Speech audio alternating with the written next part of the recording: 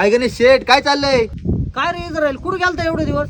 इस्रायलला गेलतो कशाला? ट्रॅक्टर शिकायला. इस्रायलवरून ट्रॅक्टर शिकून आलो मी आता. हा काय अरे मग एका मिनिटात 1 एकर वावर नांगरतोय मी. मग आपला आंब्याच्या वरलं वावर नांगरून येतो पटकन होय. अरे एका मिनिटात आलो, तू फक्त बघत बस.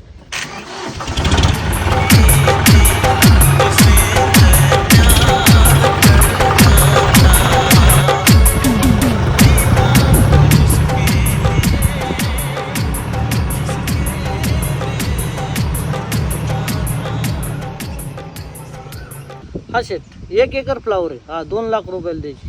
2